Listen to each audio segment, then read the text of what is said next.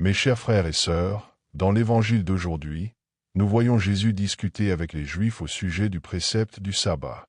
En traversant les champs de blé, ses disciples arrachaient des épis et les mangeaient, les frottant entre leurs mains, ce qui était considéré comme un travail interdit le jour du sabbat. Cependant, Jésus se révèle comme le Seigneur du sabbat.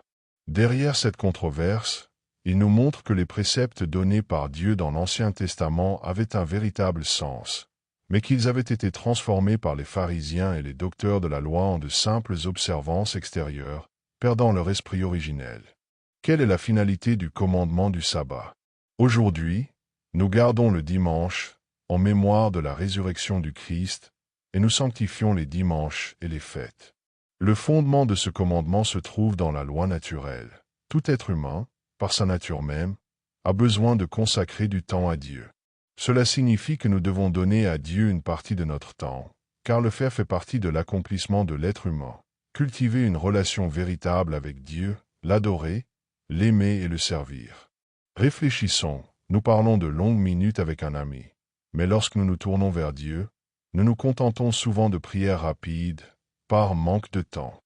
La prière ne doit pas être précipitée. Elle est un sacrifice de temps offert à Dieu, comme nous le faisons pour ceux que nous aimons. Dans l'Ancien Testament, Dieu a révélé à Moïse la nécessité de lui consacrer un jour par semaine, le sabbat. Dans le Nouveau Testament, avec la rédemption du Christ, ce jour est devenu le dimanche, le 8e jour de la semaine. Mais le plus important n'est pas seulement de marquer un jour, mais de donner à Dieu notre temps avec amour, dévouement et générosité. Ainsi, Dieu nous demande notre temps.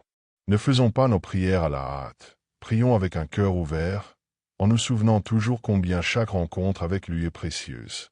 Puissions-nous désirer cette rencontre, aspirant à sa présence dans chaque prière. Que Dieu vous bénisse et vous garde toujours.